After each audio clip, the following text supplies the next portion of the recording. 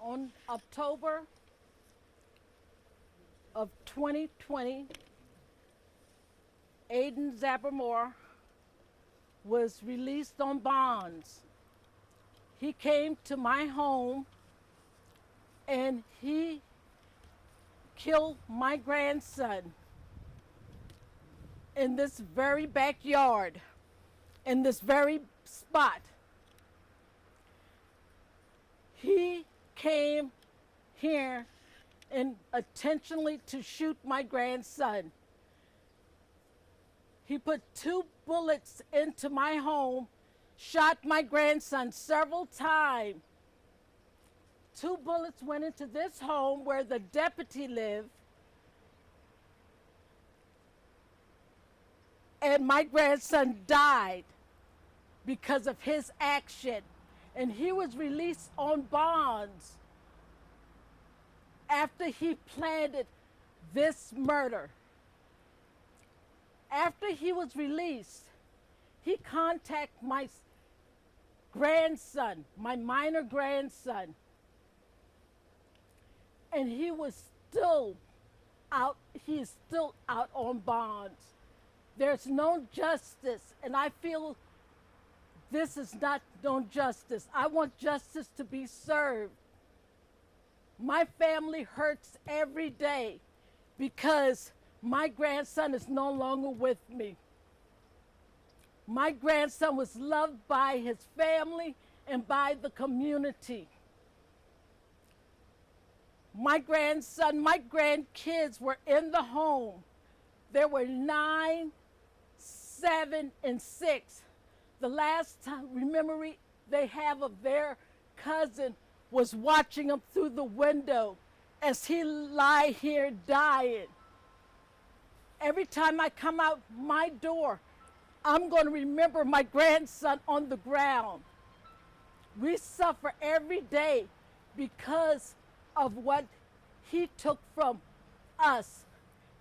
His 2 brothers are still in counseling. My grandkids are in counseling. I'm in counseling. But Aiden is out free and he has no remorse. He can contact my grandson and put fear into his heart. It's not fair. It's not fair. This is not right. I want the community to know what we are going through, the pain that we feel every day. It's not fair to my family. It's not fair for anyone to have to suffer and feel the pain that I feel and my family have to feel every day. I want justice to be served. I want someone to step up and see what we are going through. See the pain.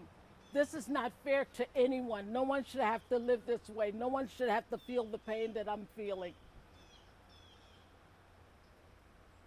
He shouldn't be out. My grandson, he played football. He went to Millamont. He graduated. He was a good boy. He was good to everyone that know him. There was so many people that loved him. The community loved him. And a lot of people feel that it's not fair, that justice should be served. And this is not justice. This guy should not be out. Can we ask you a couple of questions? Yes, Okay. please. At the bond hearing, where he was released, I mean, was anything said about why the judge did that? I mean, did the judge say anything? You know, here's why I feel he should be released, or at least receive this bond. No, he didn't give no justification why this man should be released. He did not give no reason why he should be released. He just released this man out on bonds. Has anything changed since the warrants were issued in 2019? Because according to the warrants, the Aiden suspect admitted to doing it. Yes, he did. He admitted to killing my grandson. He brought someone with him to lower him out, and he shot my grandson several times. His intention was to kill him, and that's exactly what he did. He killed my grandson, and with no remorse. Mr. Neal, now that the NAACP is involved, what are you guys going to be doing to try to bring justice as she's asking for? Well, what are we asking? We are asking the community also, not just the NAACP community. We're asking the whole community, black, whites, everyone, to actually write letters to the judge, to the solicitor, and anyone that affect this case, to let them know that this community is not safe with a killer outside, because it's not fair. You can't have black law and white law. The black young man that killed the Wall family, he is still in jail. So which law we trying to enforce here? You know, this is not new. Trayvon Martin died at the hands of a white young man that's still walking the streets today. Okay? You can't have two laws. You know, innocent black people are dying at the hands of hateful white people. And I'm not saying that in the text of all white people is hateful. It's just the way the law is set up. The law was designed for white people to keep black people in its place. And that's the law that has to change. You know, you can't have a community, a black community, with a white young man running around in it, shooting people at will, because that was at will, premeditated, planned, baited out of his house. And not only did he shot him once, he shot him several times. And not only that, you have a policeman in the back, shot into that home. What about that situation? You know, there's a lot more that's going on here than what's being reported and what's being advocated. It tells me that when it comes down to be effective for black people, it changes. If that was a white cop with a black young man doing the killing, believe me, that would have been also attempted murder. That would have been the charge. So we haven't seen that yet. We can't minimize the situation. Okay? Number two, this young man's family. Aiden gets to be with his family, even though he killed her grandson. Okay? Deondre don't get to be with his family anymore. We need to understand what's going on here. You know? The community have to stand up. That should not be optional under our condition. And the law of the United States have to change from the top down. And I have my sister here who would like to say something. Come on up, Ethel. Leaders cannot be lawless and expect justice to be served. That's where we are. We have lawless leaders that's governing our country. Would you like to say something? So we have to make sure that we do what's right ourselves as leaders. Black, white, everyone. We're going to support this young lady, the Brown family. We're going to make sure that we push out for funding. We have helped her, got an attorney already. We're looking for folks to come out and help support that. And we're going to send out that GoFundMe page, because everyone needs representation. Aiden has representation. There's something wrong with that picture.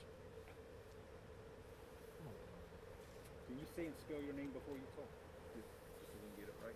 It's Ethel Gibbs, ETHEL-GIBBS. Is it your sister? Yes, I am the sister of Carrie Williams, and I am the aunt of Laverne Dupre. Okay, I jot down something. I hope you bear with me.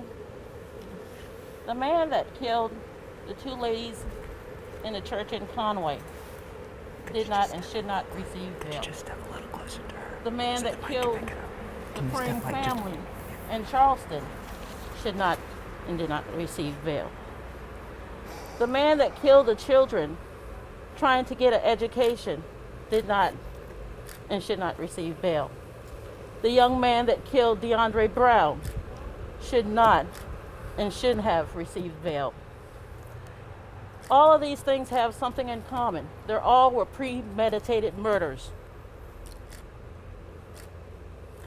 I guess the word is thug, the thug that came here to kill Deondre Brown.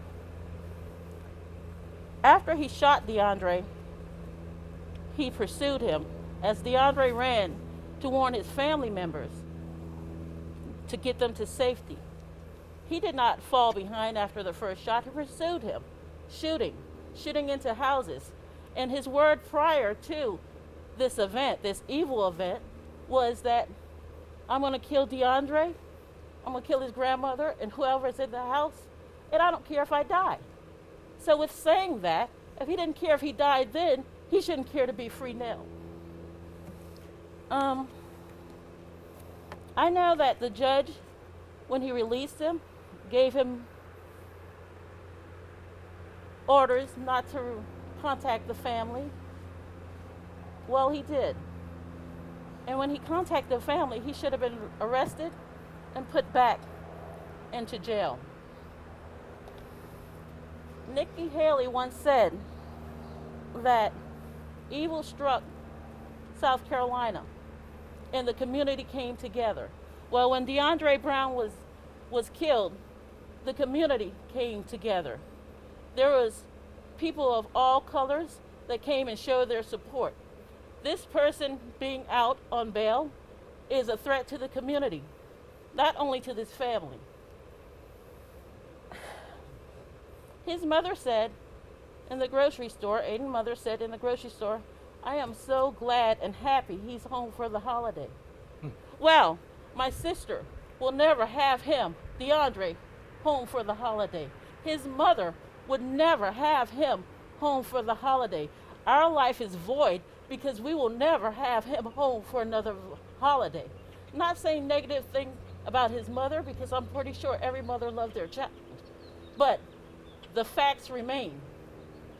Our family member was taken away from us because of this evil act that we're trying to seek justice for Deondre.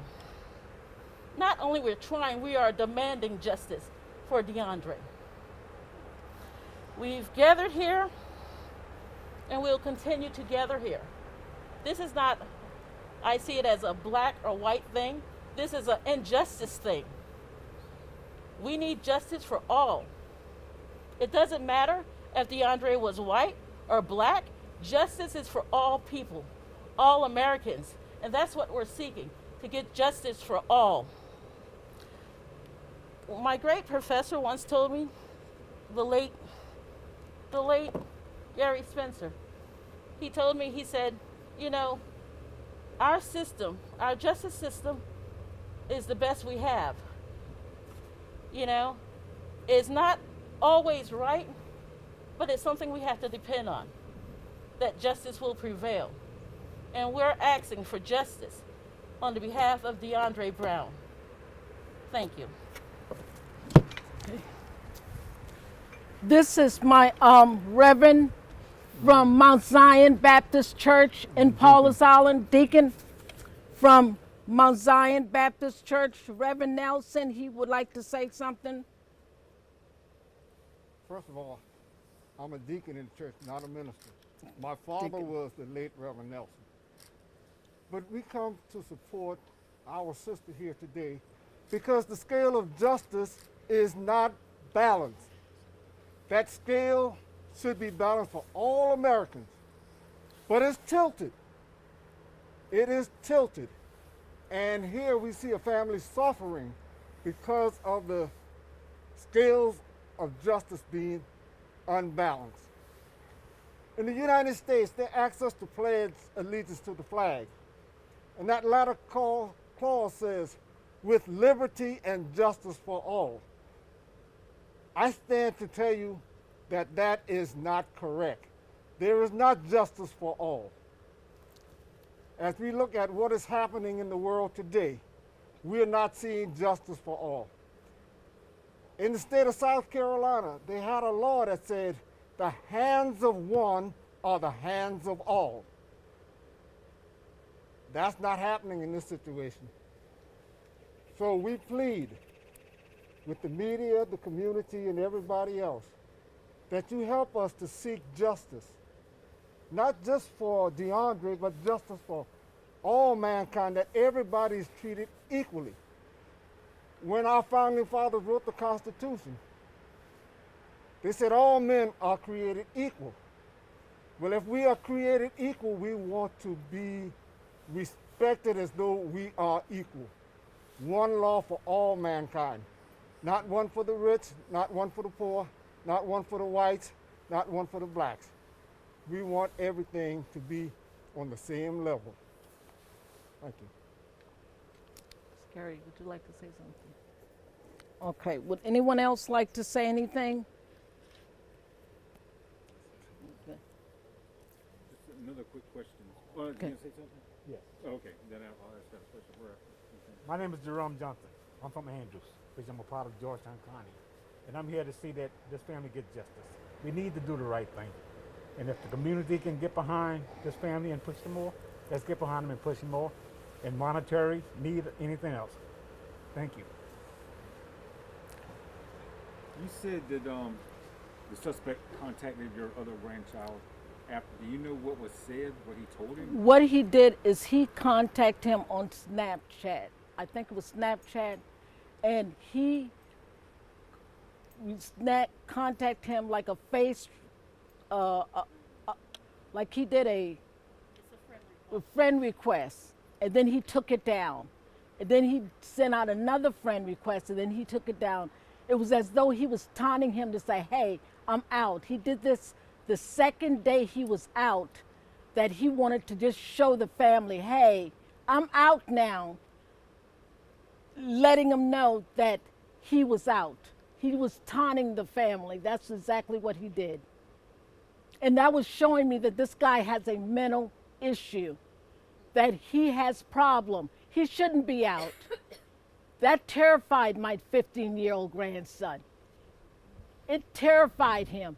He thought he was going to come after him like he came after my grandson Deondre. It terrified him. He's only 15 years old. Excuse me, Carrie. I think it's an evil act. It was a taunting evil act. I know that, like I said, I know the judge would have ordered him to stay away from the family in any shape or form. But when you do it several times, you send a friend request, you pull it back. You send a friend request, you pull it back. And this is something, I guess, knowing that Snapchat is only for a short while, then it disappears. But he was luckily to take a picture of it on his phone that shows that he was doing it back and forth. You know, that's reason to revoke his bond and put him back in jail. He was supposed to go to, for roll call. He did not even show up for roll call. He was not put back in jail. He was supposed, when I went and took out, let them know, I took out a incident report, and he was supposed to show up for court. He did not even show up the first time. They did not do a bench warrant. The deputies were not sent out at that time. They did not do a bench warrant. They gave him a third time to show up. That's when he finally appeared. And they gave him a slap on the wrist and say, "Hey, don't do that again. Take down your Snapchat, take down your Facebook, take down whatever, and just don't do it again, because the next time we'll put you in jail." He did not show up for roll call. He did not show up the first time he was supposed to show up for the incident report. It shouldn't be no if and but or suppose about it. Once you violate your orders, then the procedure should be that he should be put back in jail. There is not too much gray area. It should be extended to him when it was a case of murder, premeditated murder.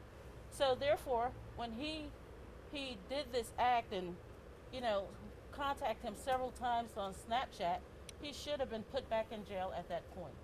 And that's the way the family feel. So will he have to face trial at all, or no? At some point, he will have to face trial.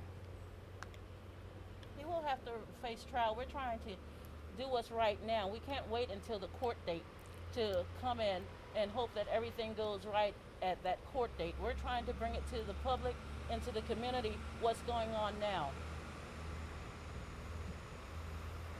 If he took the time to Snapchat that his younger brother, that tells you that he's a dangerous man, and this family is not in a safe condition.